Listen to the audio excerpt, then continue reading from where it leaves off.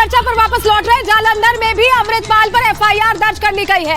Arms act के तहत case दर्ज किया गया क्योंकि हथियार बरामद हुए हैं उस गाड़ी से जिससे भागने की कोशिश कर रहा था अमृतपाल। बड़ी खबर इस वक्त हम बता रहे हैं, जालंधर में भी अमृतपाल पर एफआईआर अब दर्ज कर दी गई है। आर्म्स एक्ट के तहत एफआईआर दर्ज की गई है। इस वक्त की बड़ी जानकारी जो मिल रही है, लगातार इस मामले में पुलिस एक्शन तेज कर रही है और अब अमृतपाल के खिलाफ एक और एफआईआर दर्ज कर ली गई है। जालंधर में आर्म्स एक्ट के तहत ये एफआईआर दर्ज की गई है। लगातार हमारे साथ बड़ा पैनल मौजूद है, लेकिन एक और तस्वीर सामने आ रही है। सृष्टि, बिल्कुल एक और बड़ी खबर आपको बता दें, तस्वीरें भी दिखा रहे हैं, फ्लैग मार्च की तस्वीर आपको दिखा रहे हैं और पूरे पंजाब में लगभग इसी तरीके के हालात हैं। पुलिस की कार्रवाई लगातार जारी है और पहले अजनाला मामले में एफआईआर दर्ज की गई थी, उसके बाद आर्म्स एक्ट के तहत में ये एफआईआर दोबारा दूसरी एफआईआर ये दर्ज की गई है क्योंकि तमाम ऐसे हथियार बरामद किए गए हैं जिसके लाइसेंस नहीं थे। बिल्कुल, और बड़ी बात यह है कि लगातार एक खास पैनल हमारे साथ जुड़ा है, तस्वीरें लगातार दिखाते रहेंगे और सवाल जवाब का सिलसिला शुरू करेंगे। सिटी साहब, आंदोलन हाईजैक किया गया है ऐसा लगा उन्हें, इसलिए उन्होंने बोला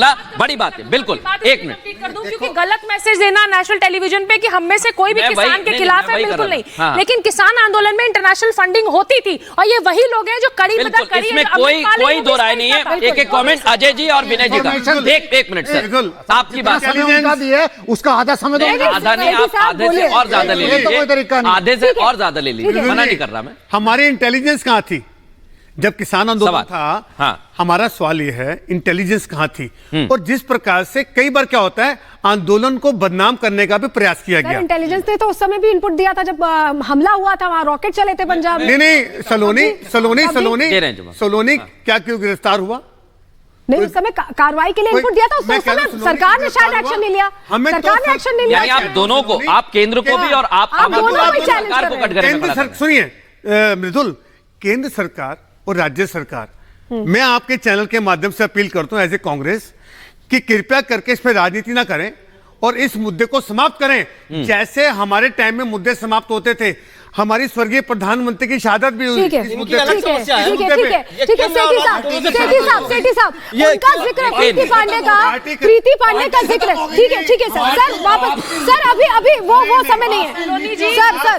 आपने पंजाब को बर्बाद कर दिया। एक-एक करके किसी की बात नहीं जाएगी सर, किसी की बात नहीं जा पाएगी।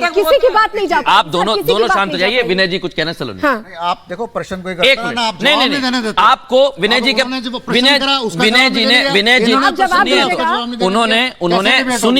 उन्होंने सिक्योरिटी की बात की, इसलिए विनय जी के पास जा रहा हूं, उसके बाद तुरंत आप बोलिएगा। नहीं, मैं संजीव कौशिक जी की बात से शुरू करता हूं। मैं सहमत हूं एक पक्ष से उनके कि देखिए, गुरु ग्रंथ साहब का अपमान होता दिखे, पुलिस लाठीचार्ज करे, इसके लिए पुलिस को फोर्स किया गया। पुलिस ने लाठीचार्ज नहीं की, यह पुलिस की समझदारी है, अच्छी पुलिसिंग थी। क्यों ऐसा माहौल बनाया गया ताकि गुरु ग्रंथ साहब का अपमान हो जाए? इसलिए कि आपकी भावनाओं का, हमारी भावनाओं का इस्तेमाल हो सके। तो मैं फिर बार बार यही कहता हूं कि इसमें वो कैटलिस्ट है, वहां पे सब तैयार, भावनाओं का इस्तेमाल करने का प्रयास किया जाता है। तो हिंदी वर्सेस तमिल हो जाए, हिंदू वर्सेस मुसलमान हो जाए, सिख वर्सेस हिंदूज हो जाए, तो ये जो भावनाएं हैं ये रॉ मटेरियल की तरह, ये बारूद है, इनका बम बनाया जाता है ये नए वॉरफेयर की टेक्निक में। दूसरा मैं बताता हूं, देखिए पंजाब पुलिस भी अच्छे से काम कर रही है, बीएसएफ भी लगी पड़ी है। दोनों के समन्वय के बिना ये डिसू डील नहीं होगा, कहीं राष्ट्रीय बॉर्डर स्टेट है। दूसरा, इसी तरीके से जो पॉलिटिकल लीडरशिप है, केंद्र की पॉलिटिकल लीडरशिप और राज्य की पॉलिटिकल लीडरशिप, उनका भी समन्वय होना पड़ेगा।